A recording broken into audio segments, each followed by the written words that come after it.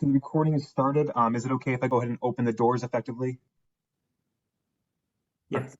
Awesome, awesome. Thank you all.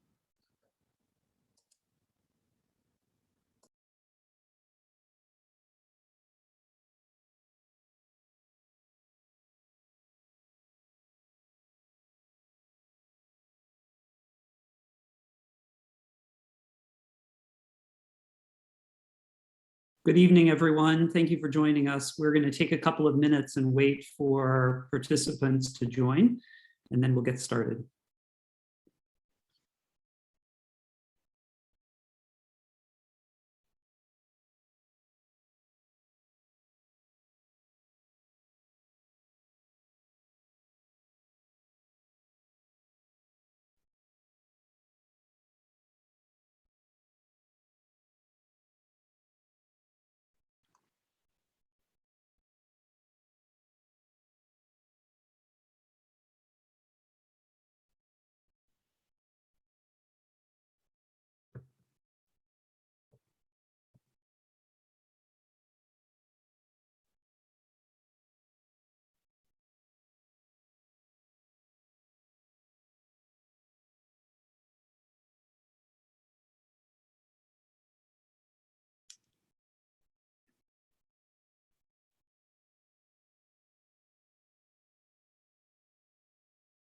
Okay, I think we can get started this evening.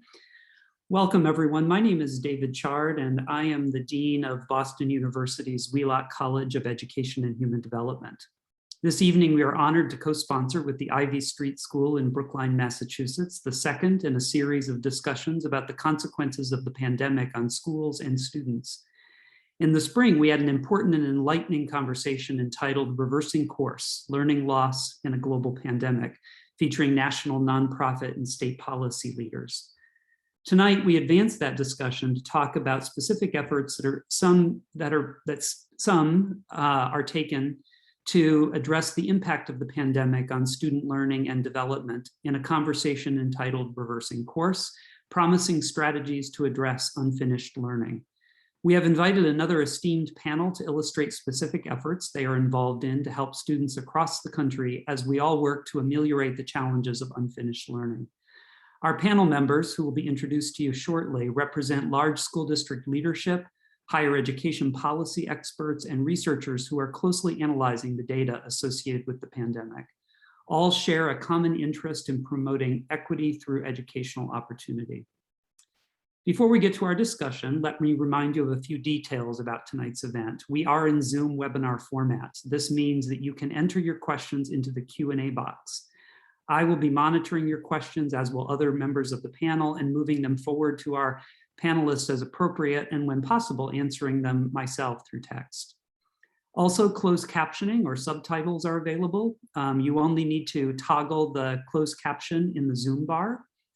We will try to leave 15 to 20 minutes for questions at the end of the discussion. During this evening's webinar, we will be joined by several voices from the field who we have invited to share questions with the panelists through video. Finally, this webinar will be recorded. We'll make it available on the BU Wheelock and the Ivy Street YouTube channels. Follow us on social media if you are so inclined. We'll put those links in the chat across the evening. It is now my distinct honor to introduce the evening's moderator, my friend and colleague, Brandon Cardet Hernandez. Brandon is Executive Director of the Ivy Street School, which serves students with unique neurocognitive and neurodevelopmental needs. The Ivy Street School is a national leader in neurodiverse education. Brandon is a first-generation Cuban American who has spent his career fighting to advance equity and access for young people. A lifelong educator, he has worked as a community organizer, college and career counselor, and special education teacher. He was the director of strategic initiatives for the New York City Department of Education, guiding strategy for the city's most struggling schools.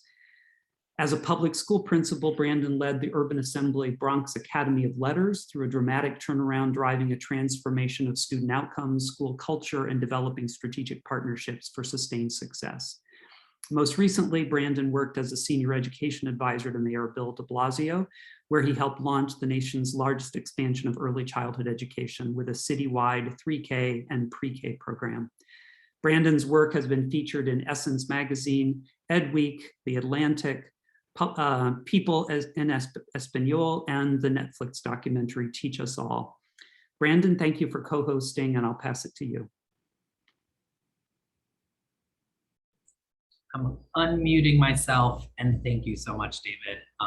A great introduction. And it's just nice to be with you today. I wish we were in person. I'm gonna start by, first, I just wanna thank everyone who puts all of this together. And I think sometimes we forget to do that. There's like a bunch of people behind the scenes working magic so that we can make this happen digitally. So thank you, thank you, thank you. And for everyone who's here with us tonight. As David shared, in April, we launched Reversing Course, our first conversation. Jonah Edelman, the CEO of Stand for Children, Lindsay Jones, the president of the National Center for Learning Disabilities, and Heather Pesky, the Associate Commissioner for Instructional Support here at the Department of Elementary and Secondary Education in Massachusetts. They were all part of the panel. We talked about the idea of loss. What did our students lose? What did our families lose? We also talked about gains. What did our students and families gain? What did our systems gain? And we talked about measuring unfinished learning systematically and holistically. And we talked about innovative and tangible ways for schools, districts, and service providers to seize the moment, from block scheduling to narrative grades, advisory periods, reimagined assessments, and of course, focusing instruction through power standards or standards-based instruction. We covered a lot of ground. Two headlines haven't left me. One was, how do we do this work without falling into a deficit model and without that becoming the frame in which we see kids? Two, that the problems facing the school system right now are not entirely new, particularly for our most vulnerable kids and families. What is new is that these gaps have widened and that many white families and families with greater financial flexibility are experiencing a system that is not working for them in the ways that they are used to. And maybe that increased impact and growing concern will help drive some long-term evidence-based fixes, innovations, and solutions that many educators and communities, particularly communities of color and families of students with disabilities, have been fighting for long before COVID. I want to start there because it's just important to sort of build off of that reality. We have been thinking about the achievement gap and the opportunity gap and solutions for a really long time. There's a lot of knowledge and there's a lot of strategy that already exists. And tonight, we're going to take a temperature check, here and now. What do we know about the problems we're facing?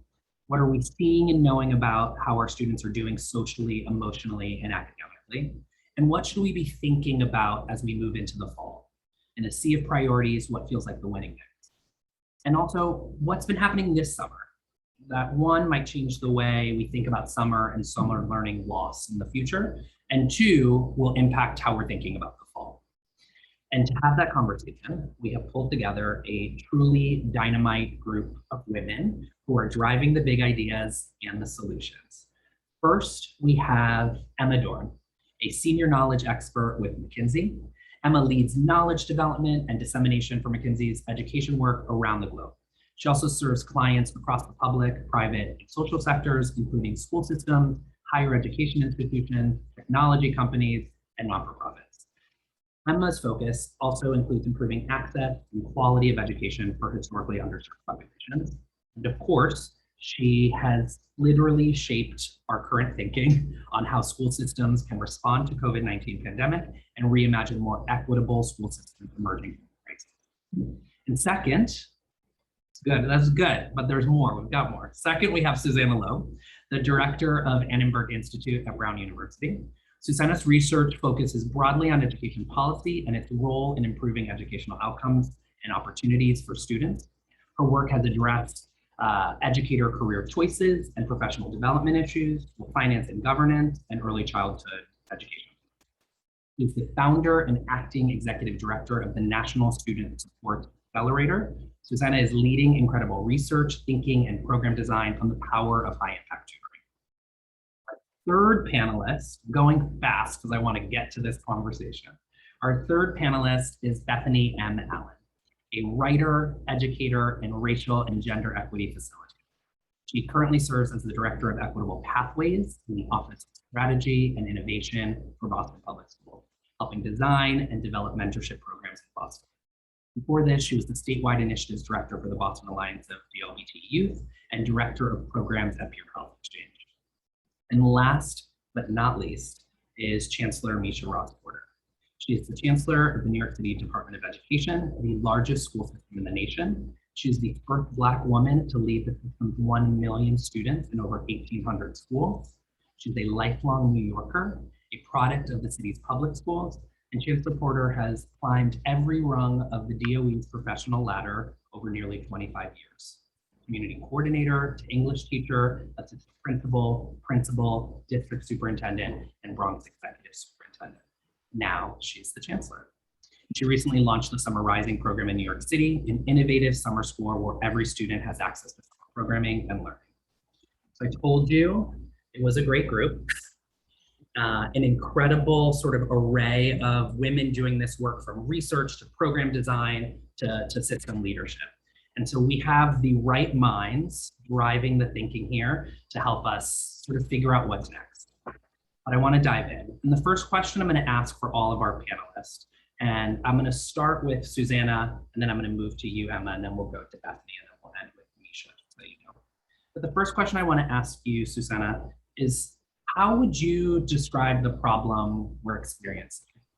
And what are you, in your work, what are you currently doing to address it? Oh, that's such a great question, and thank you for having me here today too. This is such an exciting group to be part of, and I super appreciate being here. Well, school got disrupted, right? So there's the catch, and a lot of students experienced, as we know, really difficult times over the last year and a half. And as a result, I think many kids did not get access to the kind of educational opportunities, even that they usually get access to. And on top of that, many of them disengaged in ways that we haven't seen before. The amount of absenteeism from either in-person or online schooling just increased in ways that we've never seen before. And this has had really negative consequences, of course, on them. At the same time, it's really allowed us to think about all of the inequalities and other difficulties that students have had even in prior years before the pandemic, and how, because we suddenly have all this disruption in schools, we suddenly have this opportunity to think, wow, this doesn't necessarily, it hasn't been like it was in the past, and it doesn't necessarily need to be like it is now. Certainly we don't want it, but we might not really want it exactly like it was in the past either. And so I think we're really in an exciting time where we are thinking about each student, and that some students really need much greater supports than they've had before. How can we get them there? We can rethink some of the ways that we provide education and supports to them for their learning. And we actually have some new funds coming into schools that we haven't seen before that allow us to make use of that. So I think we're in a terrible time in some ways and in an exciting time in other ways, because we really could address some of the things that we've been all trying to work on for so many years. I appreciate that, Susanna. Emma, I'm going to pass it over to you. Sure. So again, really excited to be here, and thank you for the invitation. I think as I think about what is the problem that we're facing, it's really a multifaceted problem. And so as we've been doing our research, we've noted that it's an academic problem. And, you know, students have been out of school, some of them with great access to digital devices and remote learning, some of them with terrible access to internet devices and remote learning. And that's really had a cost academically on students. And based on our research, we looked at the curriculum associates assessments of about 1.6 million children across the country. And those are students who actually made it back into school for assessments at the end of last year. So this is probably an optimistic view. And what we found is that students were about 5 months behind in math and 4 months behind in reading where they would have been absent the pandemic. And those are big numbers. That's of a 10-month school year. So that's half a year behind in math. And one of the really worrying things is that it's hitting students who have historically been disadvantaged harder. And it is widening some of those existing gaps in the education system. We weren't able to do analysis at the student level due to student privacy, but we looked at students in majority Black schools and found that they were actually 6 months behind where they would have been in math, and students in low-income schools were about 7 months behind. But that's only one part of the problem. I think you can over-anchor on the academics. It's also really important to understand this is a multifaceted problem, and this is a problem also for students' social and emotional health, for their mental health. We did a survey of 16,000 parents across all 50 states of the US, and we found that 35% were very or extremely worried about their students' mental health. Yeah. That's over a third of parents who are very or extremely worried. And over 80% had some level of worry. And we saw parents reporting increased levels of anxiety and depression in their students, social withdrawal, isolation, lethargy, irrational fears.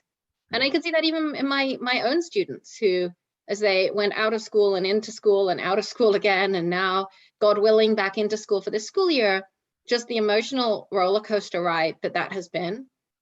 And then remember that for many students, it's also been a roller coaster ride in their personal lives too, with maybe some students have lost family members, some students have had family members lose jobs. And so I think as we think forward into recovery, thinking through not just the academic impacts of the pandemic, but also the broader impacts on students. And as we think through, how do we support students to recover, to take that wide lens? Thank you so much, Emma. Bethany, it's your turn. How are you seeing the problem that we're experiencing? So first of all, thank you so much for having me here tonight. And thank you to Brandon and David and all the folks who organized this panel. I'm really excited to talk about the work that I've been doing at BPS, which dovetails nicely with where Emma left off, which is thinking about not over anchoring in the academics, but also thinking about what other things, the sort of multi-pronged problems that are affecting our young people and impacting our young people. And I just, even coming into today, I just couldn't stop thinking about how a few months ago, when we were planning for the fall, we really thought we would be in a different place by now. And, so for me, what I've started thinking is like, we actually have to be prepared to be unprepared for the school year. And by being prepared to be unprepared means like all of the stuff that the other two panelists started off with in terms of the innovation, the opportunities for us to do things differently. We have to be prepared to pivot back to that kind of thinking and not just get stuck in sort of, okay, we've done the reimagining and this is how we're going to do it.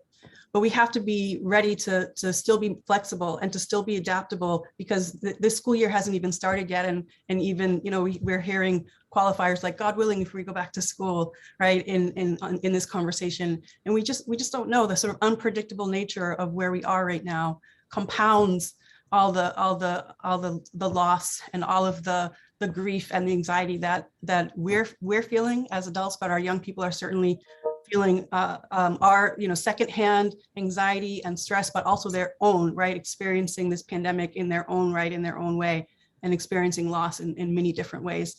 And so I think I'm going to end with this, which is I was on I was watching a webinar in which some young people were talking about their experience with school during a pandemic. And one of the questions posed to the panelists was, what can we do to help make school better for you? And his response was, school isn't the problem, my life is the problem. And as heartbreaking as that was to hear, it also really illuminates this fact that it's actually not the student's life that's the problem, it's the systems of oppression, the barriers that are presenting this young person with the types of choices they have to make to work, to support their family, to support people in their intergenerational household. Those are the things that he was talking about that were the problem. And so I think what we're doing and what I'm trying to do specifically with the mentoring work that we're doing at BPS is trying to help young people, one, get resources to the real live problems that they have and connect them to those resources, but also start to see, right, the systemic underlying root causes of these problems. so that it kind of lessens their viewing it as like, this is my life is what the problem is, because their lives are to be celebrated and we want them to thrive. So. Thank you. No, thank you. Thank you. And we have more to ask you. Thank you so much. Nisha, I'm gonna ask you the same question. So, You know? yep, the problem. Wow. What's the problem? So the problem is we have all gone through a thing that no one in this world has gone through before. And our students have gone through it with us, a pandemic. None of us ever thought that the world would shut down on us the way it did, and that it was possible, like that was even possible. And so that's problem number one. And while we were locked up in locked-in houses, our students were disconnected from school, from learning, from their friends, from their communities, from their families. I mean, when I got vaccinated, I was so happy to see my aunt and give her a hug, right? Little things. But while all of that disconnect was happening, our students also watched the world unfold. They watched racial unrest happen, and they were glued to their homes. And so they watched things that we knew happened, that we imagined happened, but they watched it happen. And so there was like a dual pandemic. It was the racial unrest, systemic racism, and it was the pandemic. It was COVID-19.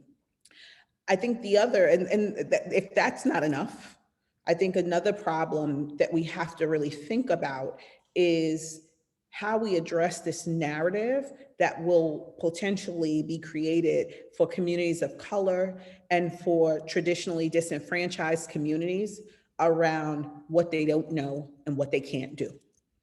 And, we have to really balance that with the fact that whether I was on a call earlier where someone said we've all been in the same storm, but not in the same boat, right? Some of us were kayaking through the storm, and some of us were in, the yacht, right? And so for those of us that were kayaking through the storm, we had a very different experience. It was very rocky, it was very hard, it was unstable, it was unrelenting. And while it wasn't comfortable in the big boat, right? It was still, there were icebergs up ahead. It was still a very different experience. And the realities of those communities that none of us were surprised by, wherever we live, the communities that were hardest hit, the communities that didn't have access to Wi-Fi, the communities that had the most disconnect, the communities that had low attendance, none of us were surprised by that. And so all of those problems position us to do the thing that we really need to do, and that is create the system, the school system that our students actually deserve. Thank you so much for that, all four of you. And we could have that, we could just literally keep asking that question over and over again, and it would be an hour and a half of us starting to really unpack what has happened in what will now become the last 3 academic school years, right? We can't lose sight of that either, right? We're not talking about, we keep saying a year because it like makes us comfortable. It's 3 academic school years that will have been impacted by this pandemic. Before we talk about building the system we want, before we talk about even sort of anchoring in academics, which I want us to spend some time thinking about, I think it's important, to Emma's point, to talk about the mental health of our students, our families, our workforce. And to your point, it's reported that 35% of parents are extremely concerned. A third of parents are extremely concerned about their child's mental health. So while we're facing a crisis of unfinished learning, we're equally facing a crisis of unsupported mental health needs. I'm going to start with you, Bethany. How are you thinking about that, and what are you thinking are sort of strategies for us to be addressing those needs in real time? And then Suzanne, I'm going to also ask you the same question. So there are a lot of initiatives that are going on at BPS around supporting students' mental health, and a lot of we have an influx of social workers coming into the schools next fall, or oh my gosh, next month. So we have a range of supports that have been developed and will be implemented specifically to address the mental health outcomes that we know young people are experiencing because of the pandemic. In my work, the work that I do, I am currently developing a number of mentoring pilots, so mentoring programs.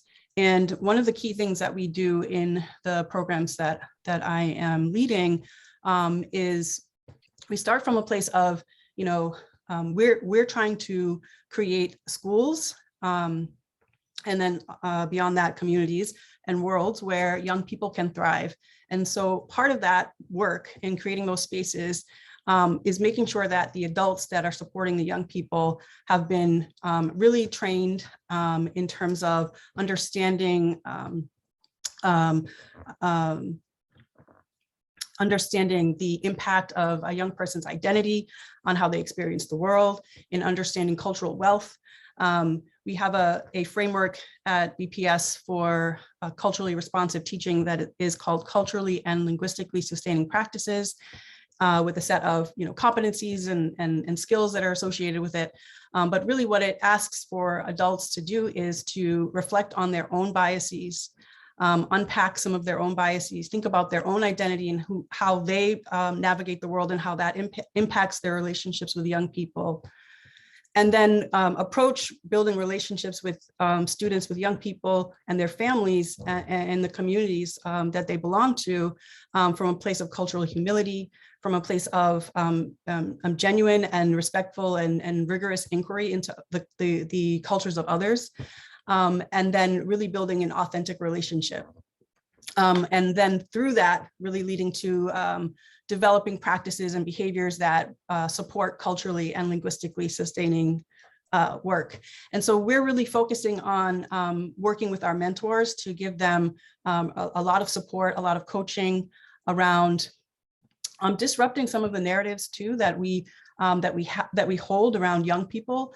Another one of the panelists mentioned some of the narratives that we have around our communities, and so part of our work really is thinking about what do we as adults within our school district already think, imagine, what do we think is possible for our young people, and have we unintentionally limited what we think is possible for them, and sent messages to young people that also are limiting in terms of what they could be and what they can do with their lives.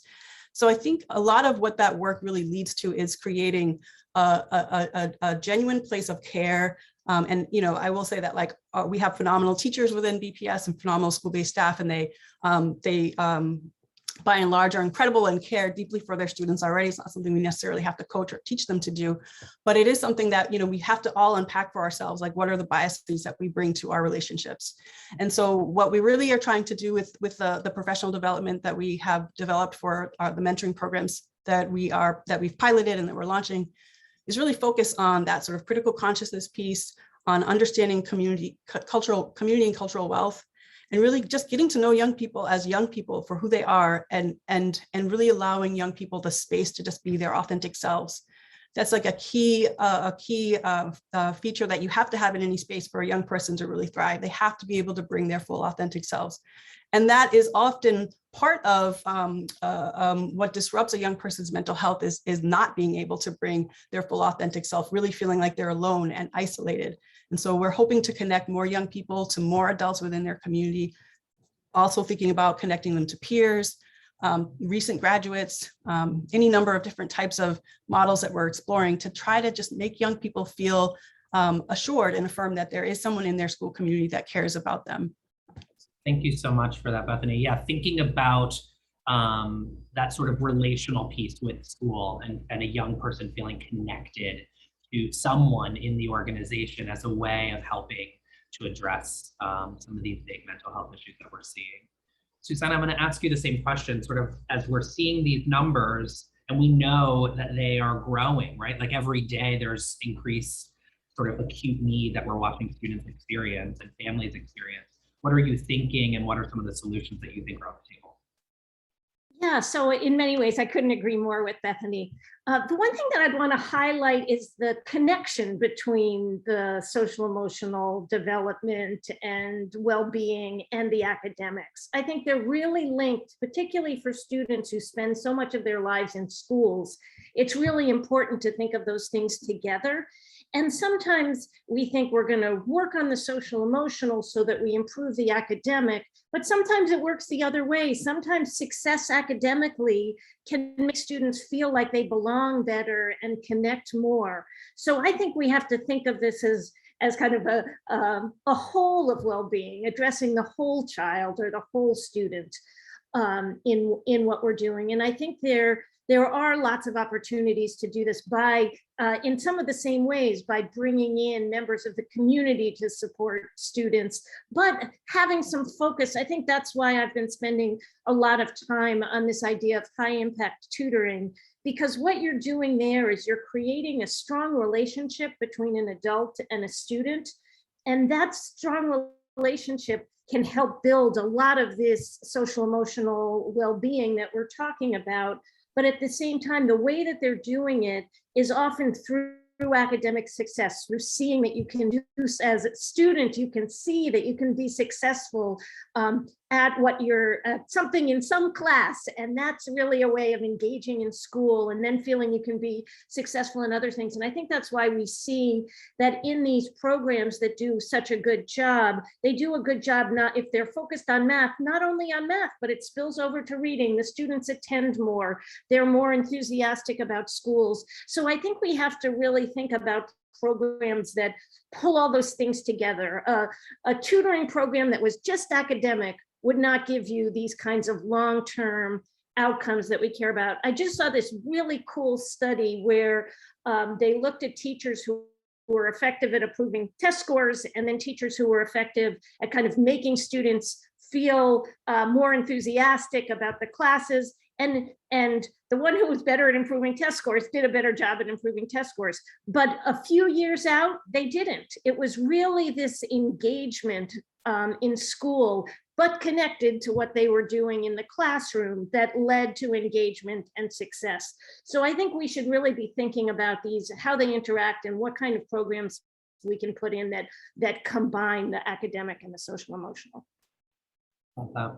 Thank you so much, Susanna. And yes, and it is so easy for us to, because we think in sort of these boxes, right, to not really highlight how the academic success that a student experiences can feel good and can improve their sort of social and emotional experience in school. And I think we could unpack for days why so often where we fall into these sort of traps where it's one or the other, or we're trying to navigate how to do both, and that they actually are working together in tandem. And mentoring that doesn't connect to school may be good and we want it, but it may not be as good as it can be, because then the student goes back and struggles in the class and says, oh, well, I can only, this isn't for me. And so if we can connect those, I think we'll really be in better shape. I love that. I'm going to shift gears, and I want to hear, and I'm going to start with you, Emma, but I'm curious from your end, how is this summer different than other summers in the past? Like, what are you seeing that you are finding interesting or promising that we should be keeping our eyes on? Sure. So, I mean, I think this summer is different in a number of ways. I think it's been a uniquely difficult year for teachers and students and parents. And I think that folks came into the summer actually exhausted. And yet at the same time, what was really impressive is that districts also innovated in the midst of all of that and came up with new ways to engage students. I think one thing that's really different about this summer is that the job wasn't just to create great summer programs, it was also more than ever to get students actually to attend them. And so there are some students who have really totally disengaged from education altogether. Our research suggests that according to parents, chronic absenteeism nearly doubled over the past school year. And so those students have not been attending as much school as normal. And what was really worrying is that if 40% of those newly chronically absent students had been attending no school at all. be that virtual or in person. And so I think the first role of the summer really was re-engaging students. And we saw districts across the country thinking about how do we get students just comfortable with being in a learning environment again. And so summer programs have always had an element of enrichment, but I think there was more focus on that this year than ever before, is how do you bring those things together? And I love the way that Angelica from Rhode Island describes this. She describes this as broccoli and ice cream, where they bring the kids in with ice cream, which is maybe, you know, sailing or Olympic sports, but they don't forget the broccoli, which is the algebra as well. And, you know, to Susanna's point, those things can really be self-reinforcing because you may be drawn in by the idea of some great enrichment program. But then if you feel like you've gotten academic success, that just gives you so much more confidence coming back into the school year. And some people love algebra. For me, algebra might be ice cream. Actually, not for me, but for someone. some people, for someone, there must be someone out there. It's so true. Thank you for that. I'm gonna ask you more about chronic absenteeism a little bit later, but I want to bring this over to Misha. You know, New York City took on a really different summer. And so how were you guys thinking about the summer, and sort of what did you see, what were you finding that started happening in this new program? Tell us a little bit about it. Sure. So one of the first things that I had to think about when I got in this seat was summer. And the first thing I realized was it couldn't be the summer of summers past. You know, to Emma's point, it really had to be a bridge back to school. It had to be an opportunity. We had to create an opportunity to bring people back into buildings. And that wasn't about just closing the learning gap. It was about reconnecting to school. It was about rebuilding relationships. It was about, you know, making the social emotional connections. It was also about fun. Like that word that we don't really use in school as much as we should. And so we approached the summer from the space of how could we create an opportunity to accelerate learning while offering, you know, while partnering with our community-based organizations to build the bridge between school, camp, social emotional supports, and most importantly, fun for students.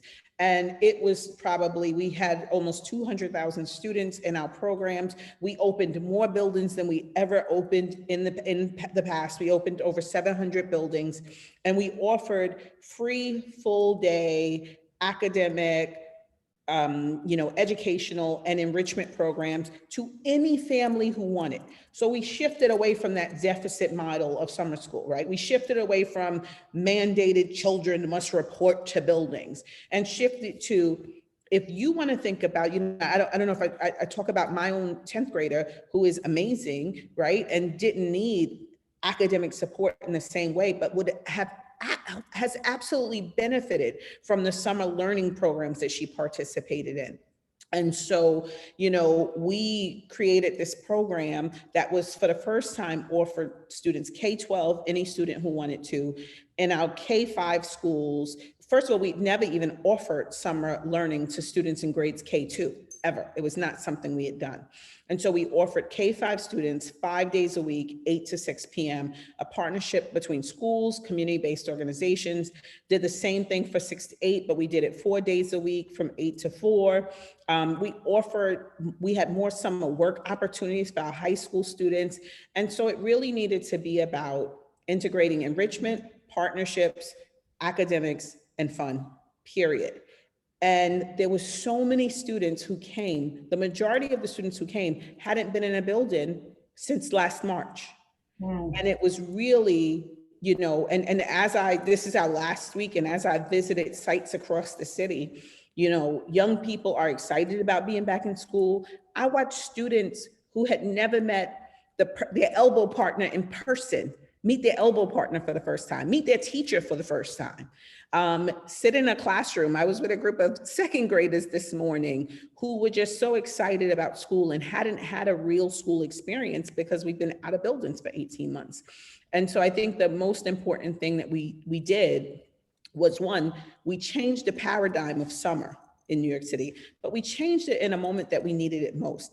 And what I thought about was, so if I offer parents mandated kids a summer school program, will they come? Absolutely not. They don't want to come, because what we're telling them is there's something wrong with you that we need to fix this summer.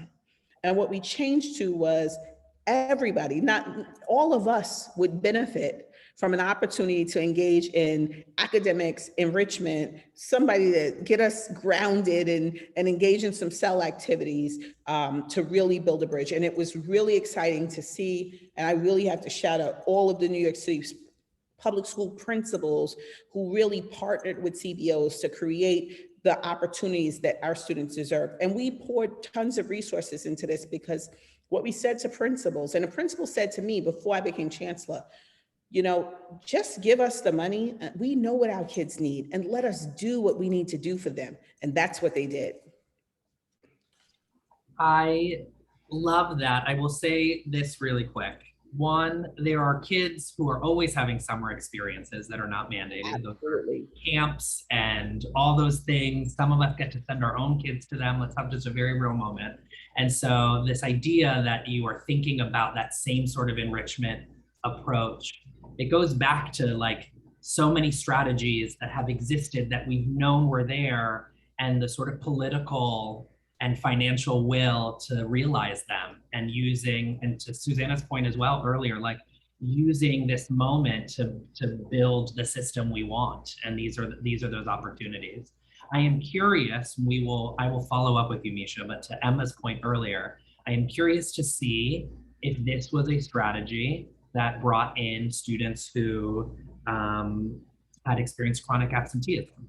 Like, were you getting kids, so while you got kids who haven't been in school, were we also getting kids who were not engaging and learning? And it'll be interesting. I know how the data machine works in New York City. It will be interesting to find out, because we will all learn from it, if that is the case.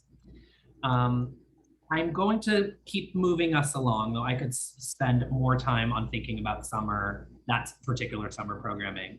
Is there anything, and this is really, I'm opening this up to everyone, is there anything that we are seeing that's happening this summer, and we don't have to name names, but that we're also just thinking, this is not working. This is the wrong direction.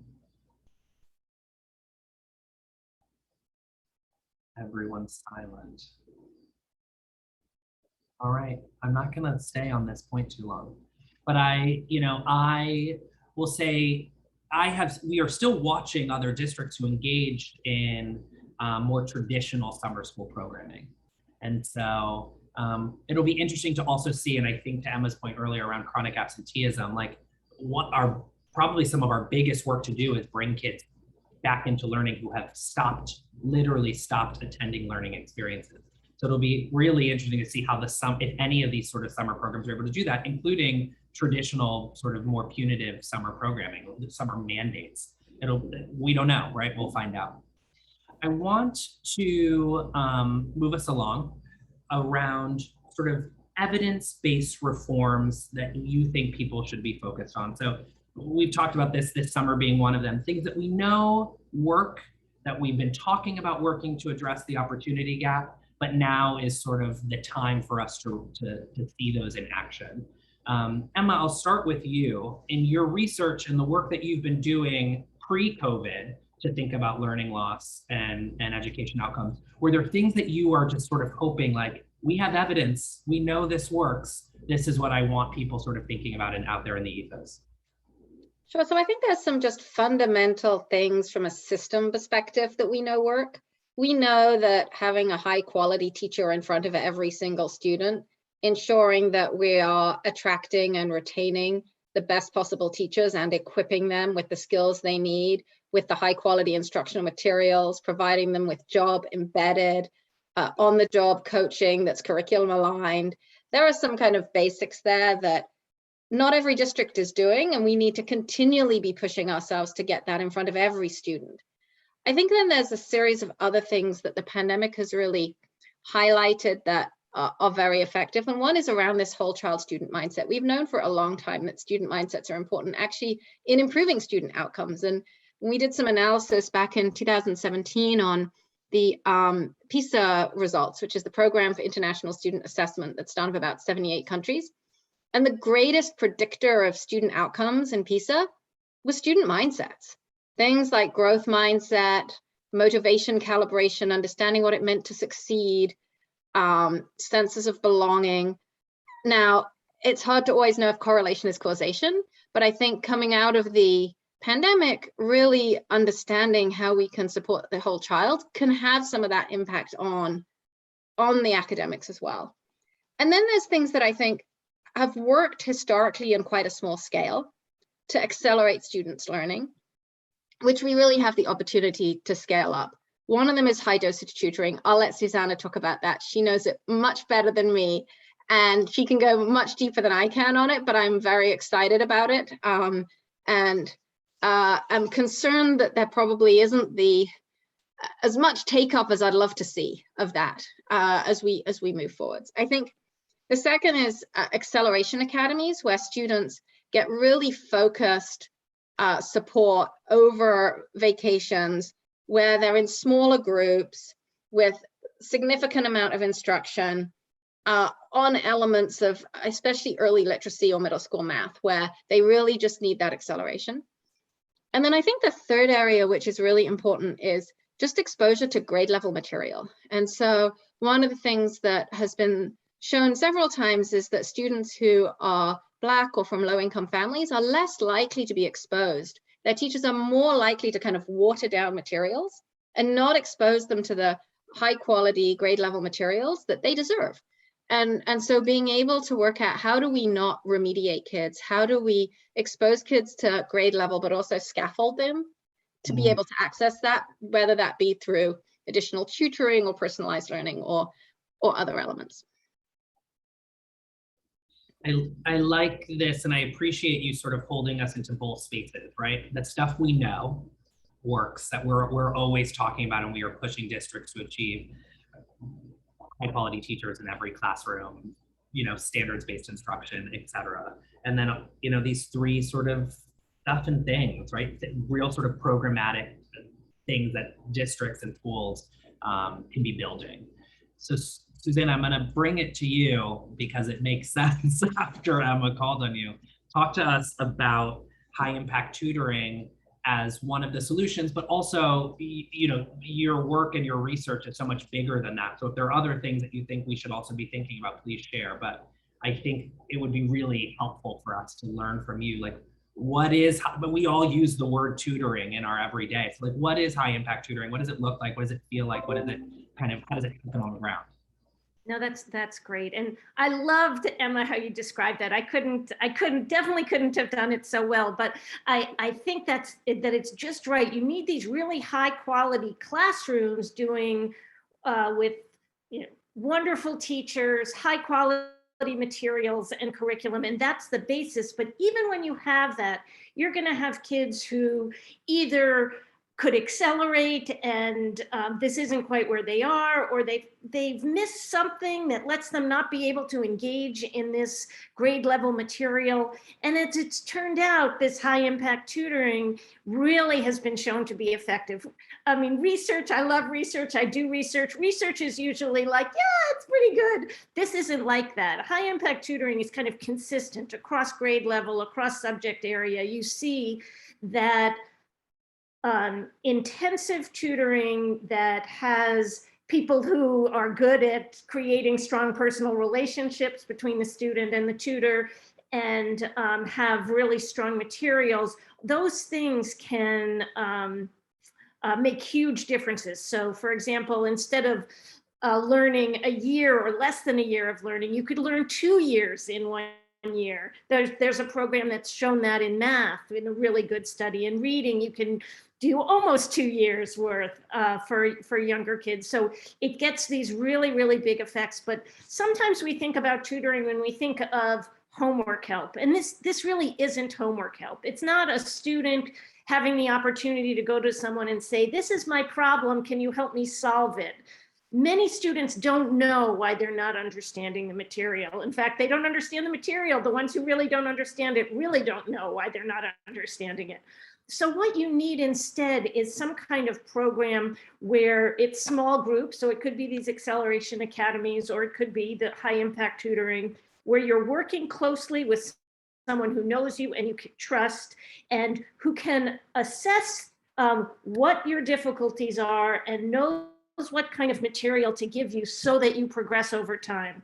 And we've have 7 elements that we think go into this. And the first is the tutor. Many people can be good tutors, but they need to be able to connect to students. And to do that, they need some kinds of training and oversight. So you have the tutor, you've got the instruction, you need a lot of it. Generally, these programs tend to be 3 to 5 days a week for at least a semester that you're working, and it has to be supported by good materials. So, the fourth is data, and you need data to assess. And the data can come from anywhere. It doesn't have to be kind of formal data. It can be information from the teacher about what students know or what they don't know. Or in many cases, the program includes assessment as you move along. And so you can continuously know how a student is doing. So you need that kind of data. And the last is some integration with school. And there's certainly the benefit of integrating with school, being part of the school day, because the tutor and the teacher get to interact and the student sees this as part of the school day. But I think the primary reason there is that then the students who really need it show up. If you put it after school or before school or something like that, particularly in high school, you're going to lose many students who have lots of other responsibilities outside of school. So providing it in school is really, really important for the equity. So those are the 4 features. And then underlying it, these programs also are really based on safety, and they're cohesive programs, and there's a focus on equity. And I think you really want programs that are focused on equity too. So we've taken those 7 characteristics of high impact tutoring. Oh, I think you're muted. I am muted and now I am unmuted. Thank you, I said. And so I think there's so much there and it's rich. I'm going to throw this same question to our other panelists too, if you want to answer it. You don't know pressure. But is there something else in the mix, evidence-based research, either that you're seeing happen in your districts or that you're about to launch that you want to talk about? So I just add just a couple of things. One, I think is super important is that the reforms are implemented with fidelity. One, right? Like that they are truly implemented with fidelity and not surface experiences. We have an opportunity to really think differently. But I just also add 3 things besides the fidelity of implementation that, you know, we are leveraging and creating and engaging in culturally responsive curriculum so that our students see and experience themselves in their learning, that we are leveraging student voice in a moment when, you know, coming out of a pandemic, when students were able to mute the teacher, mute themselves and completely disconnect. We need to make sure that they know that their voices are heard and valued. And then the last thing, and I hope this is true for the country, definitely was true for New York City, really engaging with families. You know, the number of families who participated in town halls, parent association meetings, you know, community city, for us, this we call our CECs, but probably for you all, you know, board meetings increased widely because they had access virtually. And so parents could be on the bus or on the train or in their car and Zoom into a meeting. And so like, it's really important, you know, the parent as a partner is critically important. And sometimes in high poverty, low income communities, we don't value that. And we need to value that because that's a student's biggest ally. And so I just think like really thinking about how we continue to leverage our parents as partners in student learning. If there is, I'm going to build off of that.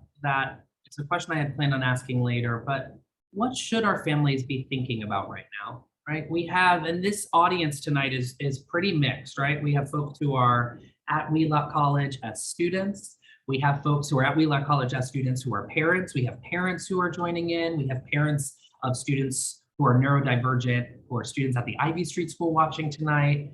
You know, folks are coming in from everywhere. And they're asking the same question. Like, we're talking about what schools should be doing, but what should parents be thinking about and doing at home?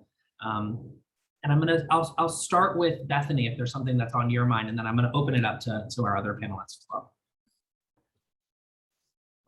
So thank you so much for the question. And all of the responses to the previous question have been incredible, and really, I've been thinking about the work that I've been doing and how some of that is happening. In particular, you know, the mentoring work that we do is really collaborative.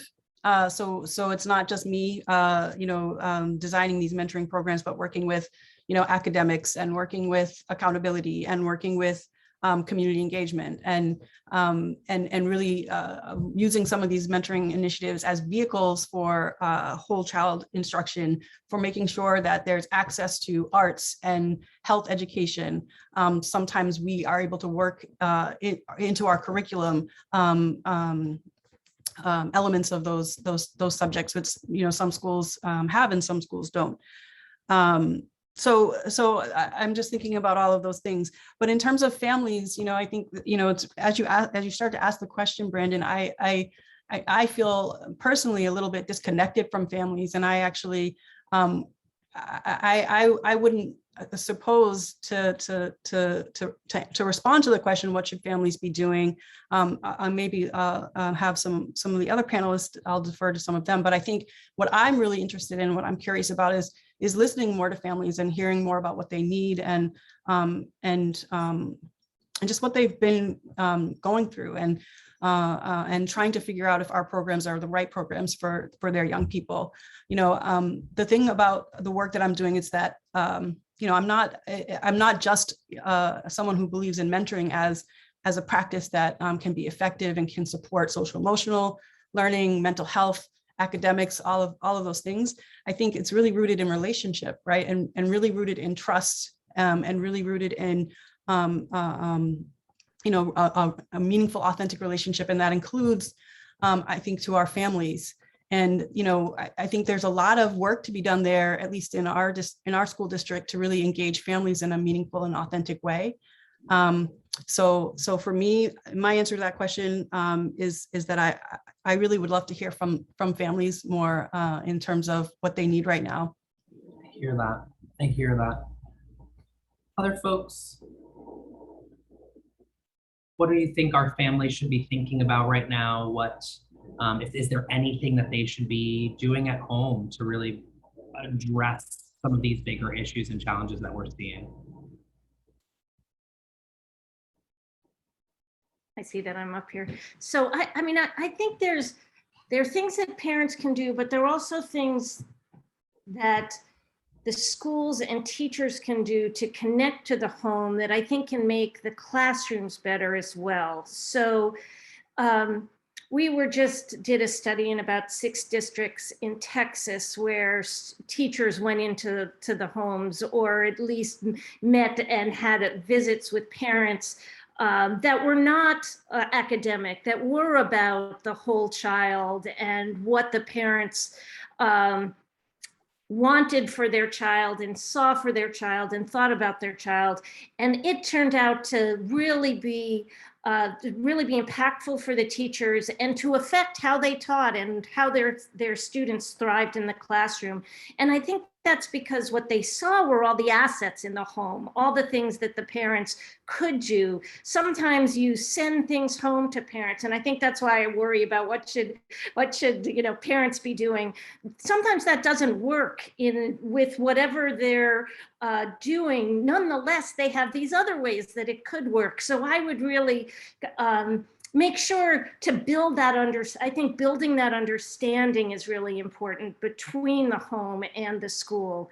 And then in terms of what parents should do, I mean, I think in some ways it's always like that. You want to look out for the well-being of your child.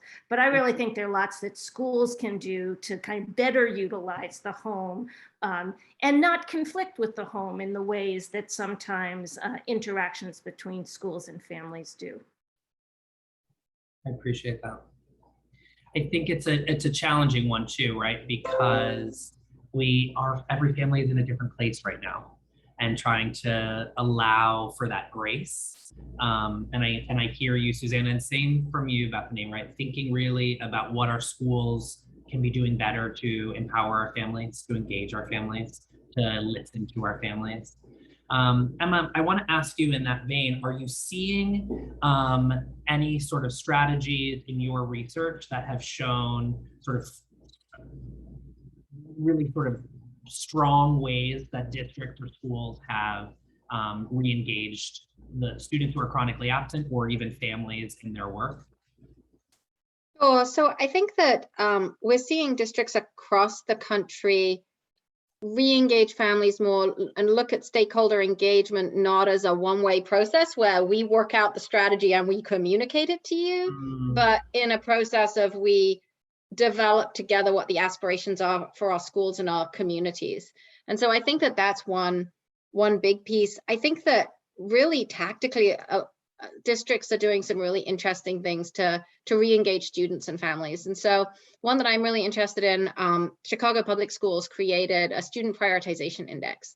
And so based upon a host of different factors, including attendance, performance in school, behavioral factors, community factors, they worked out which students were really at risk, kind of like an early warning system on steroids, to understand which students were at risk of not coming back the next school year, which students were at risk of dropping out. And we're really worried about student dropouts right now. Some of our research suggests that we could be looking at 600,000 to 1.2 million additional kids dropping out of school because of the pandemic if we can't reach these students. And so what Chicago Public Schools did is they then took that index that they looked at every single student, and then they created different strategies at each level, at each tier. So at kind of tier 1, they had kind of mass campaigns about back to school, the summer engagement, inviting people in. At tier 2, they actually went to communities, and in specific communities that they identified were more at risk, they did door knocking campaigns, specific language campaigns in people's home languages so that people would understand and hear what was happening.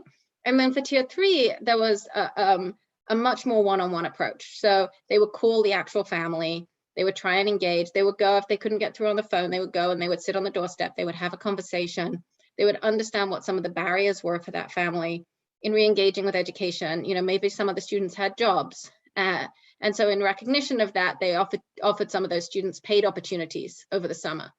And so really trying to understand some of the root causes of what's going on, not forcing kids back to school because you have to go back to school, but understanding where the families were coming from, what some of the barriers were, and then re-engaging those students and their whole families.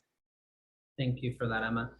Misha, are there ways that in New York City you guys are trying to either understand the student experience and also surveying families, or trying to get some data from families on what's working and what's not working? And I think to Emma's point, you know, in service of building a much more collaborative process around the bigger strategy. Yeah, so I would also just go back to the last question and say, Bethany was very kind and gracious and said, I'm not going to tell families what to do, or, you know, we really lean into what families need. But in that recommendation was a wonderful recommendation for families, which is talk to us. Tell us what you need us to do. Tell us what you need from us. We need to be listeners in a very real way. So we are going to be leveraging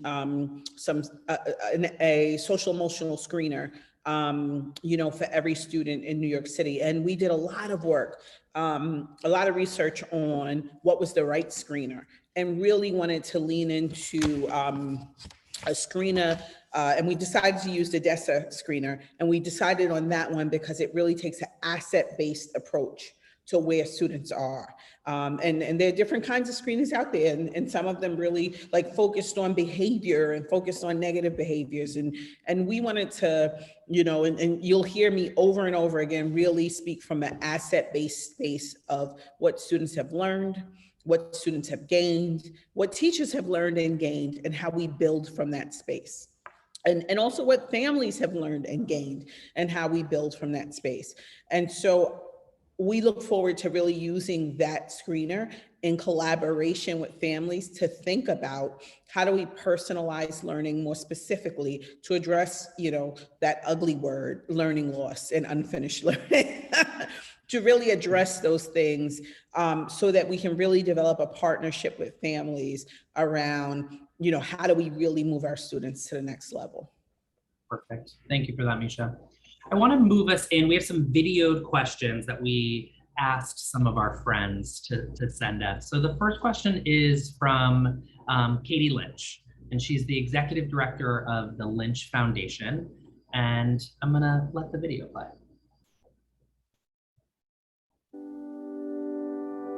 So at the Lynch Foundation, I think our concern is around the health and well-being of our kids and our country, and taking thought around what and how best to use this really transformative experience that we've all been through together, and embrace the opportunity of this $200 billion investment in public education across our country to really think and empower parents and students and teachers to think differently about what education looks like for them individually. What would it look like if we actually empowered students and parents to make choice and decision around how they spent their quote unquote allocation, as Congress thought about this as per pupil?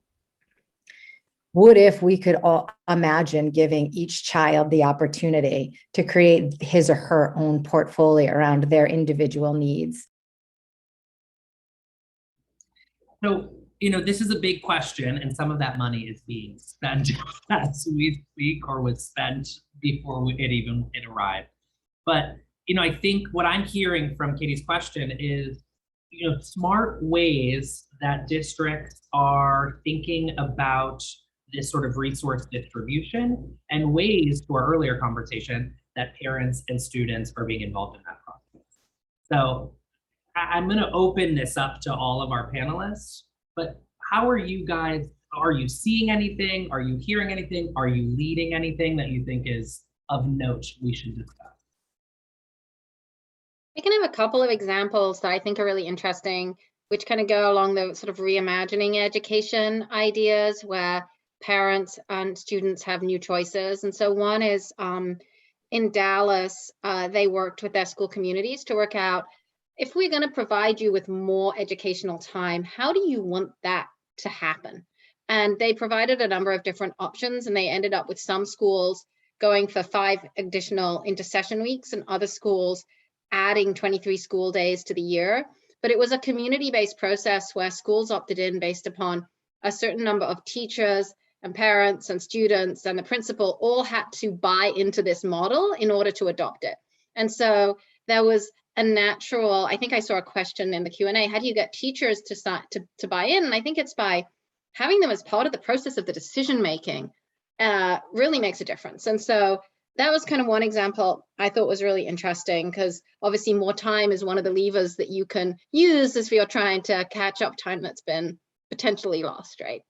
Then the second one I thought was kind of interesting, the state of Tennessee. And this is an example of really thinking about, well, are there, to Maisha's point, things that we've learned in the pandemic, new ideas, so they're assets, things that we can build upon. And they're actually now offering a full range of AP classes virtually.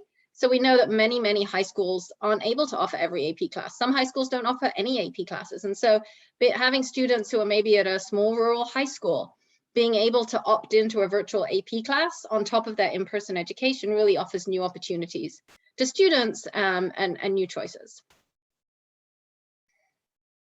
Thank you for that. Can I try one thing on this? So I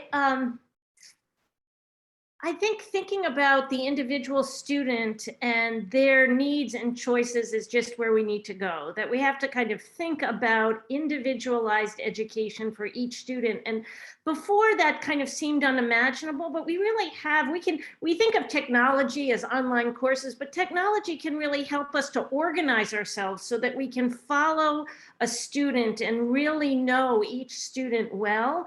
And so I like this idea of kind of the student being at the center.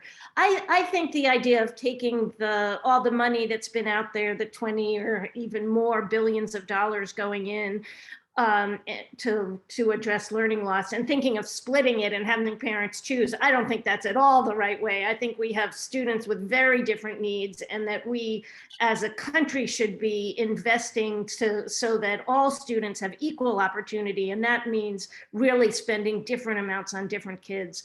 And so I love that individual thing. And I actually think that's where we're going, and that's where we should be going. Thank you so much.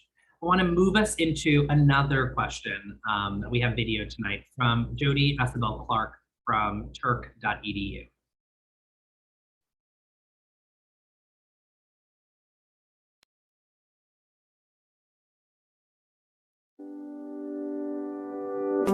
Hello, my name is Jody Asbel Clark. Educational researchers found that during COVID, students had vastly different experiences, particularly neurodiverse students, with some falling way off the radar without their typical supports, while others thrived under the new setting. And so I'm wondering how we can use the research on executive function and social emotional learning, along with some of the innovations that people found during COVID, to provide strategies and educational experiences that might be more accessible to neurodiverse learners and might leverage some of their assets, their cognitive strengths, such as computational thinking and project-based learning. Thank you, Jody. Misha, I want to hear from you. How are you? I'm thinking about students, neurodivergent students, but also special education students and the services that they receive. Have you seen any innovations through this time, and anything that you as a district and as the district leader are hoping to hold on to? So I think that, we were able to personalize learning for students in very different ways. I think that's what the technology offered us the opportunity to do. And students also became owners of their learning in different ways. And so I think we want to leverage that. I would also say, I want to move completely away from remote learning because remote learning is a solution to a pandemic, and move into how do we leverage online learning platforms to innovate our systems forward. And I think that is the moment that we really have to shift to. How do we use it to personalize learning, to create access to high-level courses across districts and boroughs? Like, we no longer have to be, if Boston Public Schools is offering a Mandarin class and I have a student in New York City who's interested, we can cross all kinds of bridges and roads. And so how do we break down district borders, state borders, develop deeper partnerships to create access and opportunities for students across the country, but students who traditionally are left out of these opportunities? And so I really see it as a moment to really innovate forward and to really, deepen our partnerships in education. Yeah, I want to open this. Thank you for that, Misha. I want to open this up for other folks because, there's so many ways we can be thinking about this moment, and there are obvious successes that we've seen, to Emma and Misha's point tonight. Anything else that folks are seeing, particularly for students with special needs, that you are hoping we hold on to?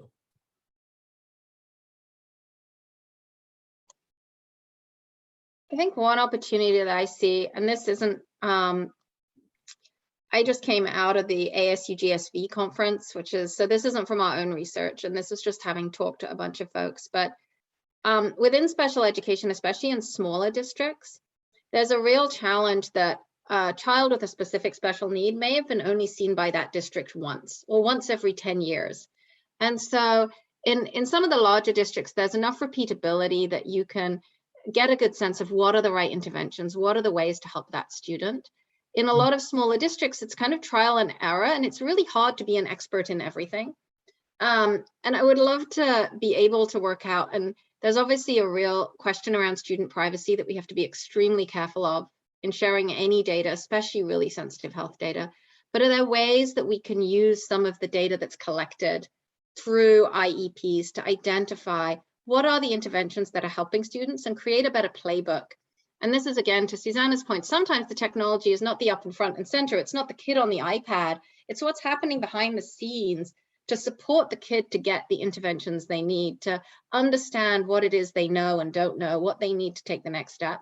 And I'm thinking that's true in spades in special education, especially in smaller districts where with the best will in the world, you just can't be an expert in everything. But if you could have a better playbook of these are the interventions that have worked with students who've shown these kinds of markers historically, it would enable you to provide much better services to those kids. Absolutely. Absolutely, Emma. I'm going to bring us into this third video. It's from our friend Stephen Sawchuk at Education Week.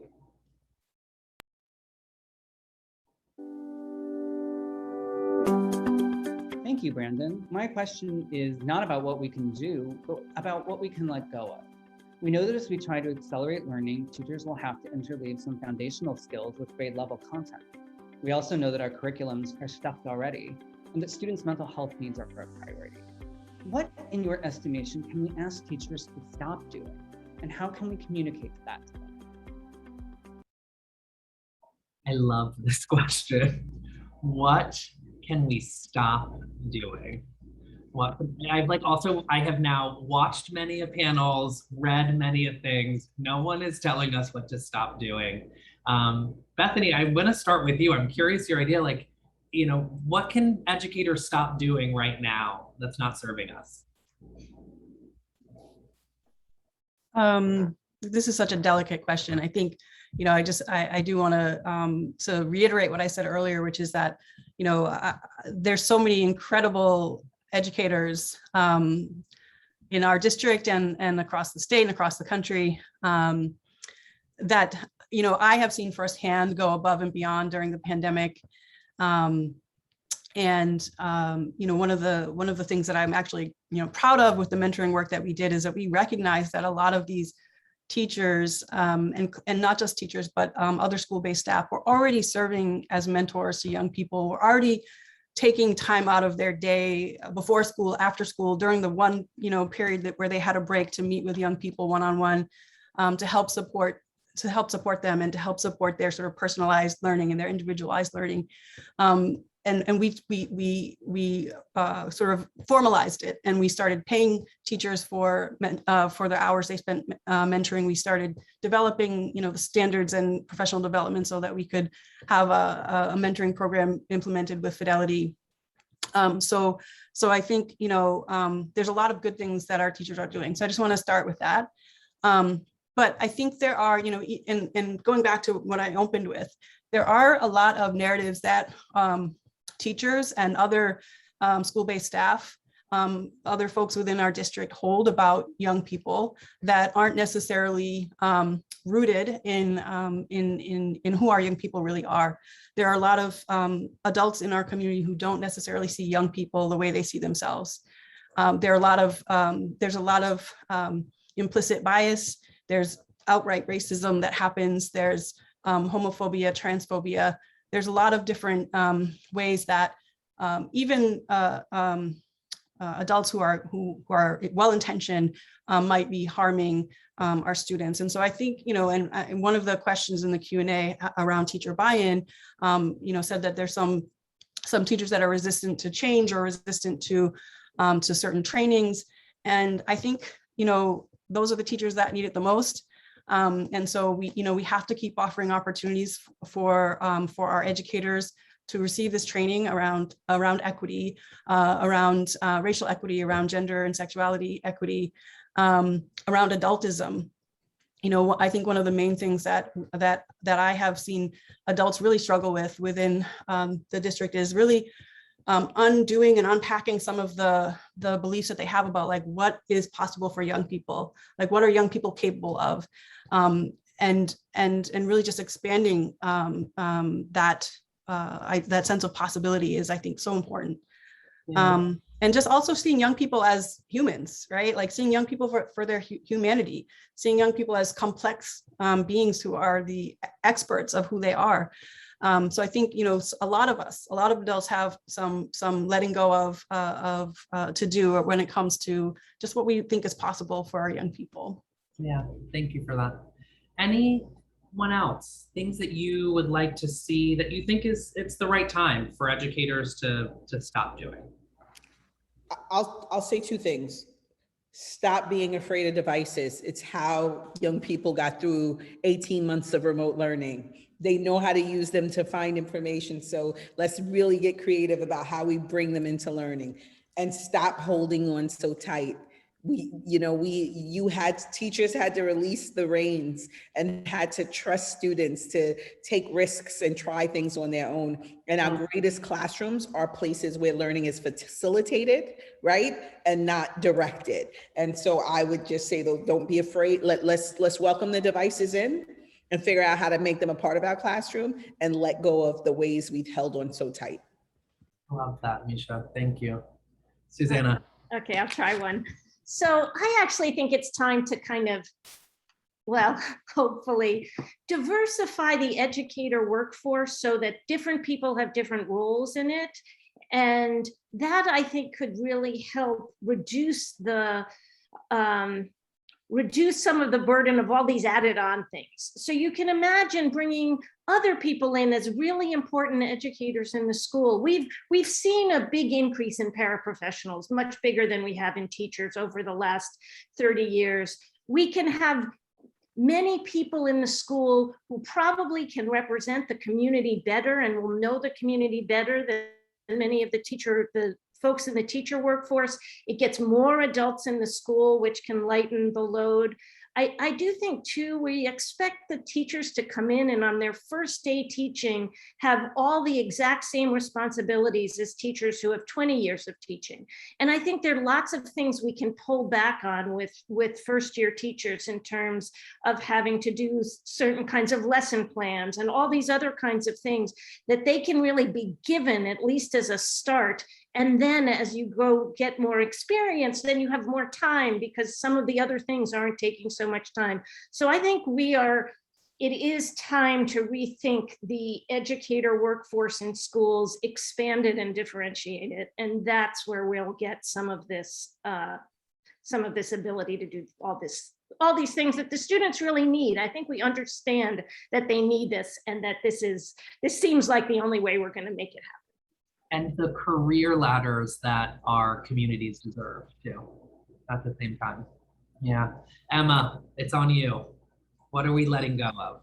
I am piling on to Susanna just because as I think of all of the things that are on teachers' plates, I think the answer has to be to have a multi-classroom leadership model and unbundle the role of the teacher so that the teacher is part of a broader community that's supporting students. And so there are just a couple of examples where I think this is being done really well. Opportunity Culture is in a bunch of school districts across the US and has a model of master teachers, which really creates that career ladder, but it also gets the master teachers, the excellent teachers, in front of more kids. So more kids get exposure to a great teacher, and creates a training on-ramp for associate teachers through some paid residencies. So that's kind of one example of that. Another example of that is I see a lot of districts, Bethany, you mentioned Boston. I know also San Antonio Independent School District is also ramping up social workers. So a social worker in every school so that teachers have someone to go to when a student approaches them with a problem that suddenly they're going to lose their home, or they don't have food that evening, or they've experienced a loss, that there's someone that the teacher can go to and that can share that burden and can both coach the teacher, but also then take the opportunity to link that student through into some of the community-based organizations. The last example I'd love to give is one where it's a little more radical, and it's really partnering with community-based organizations in different ways. And this is a school district called Edgecombe School District. They, after they did learning pods over the pandemic, really loved elements of them, that there were smaller groups, that they tended to be working with folks that looked like them, that students could identify with. And so moving into the next school year, they're still doing more traditional education in the morning. They're doing math and phonics in more traditional classrooms, but in the afternoon, they're actually leveraging partnerships with community-based organizations to do some really interesting project-based learning around social science and science in smaller groups. So again, thinking out of the box to how can you bring in new resources into your school to achieve some of these things without burning out. I appreciate that. We have just a few minutes left. And so I want to say this before we wrap up. One, I am fully aware, as David and I got the opportunity to open this thing, that he and I were both in many ways brought into an industry that has always been centered on the incredible work of women, from the earliest schoolhouses to today. And so I feel just deeply honored, and I would be remiss if I didn't say this, to get to share this space with 4 powerhouse educators who are driving, I got goosebumps when I said it, powerhouse educators who are driving our systems and our thinking and the lives of young people and educators from such different pockets of the industry. I feel very lucky that I got to share tonight with you. I feel very lucky that everyone who joined this panel got to hear from you. And I also am deeply, deeply thankful for the work that you each individually do. You are leaders in education. This is one of the most complex moments in our history in the world of education.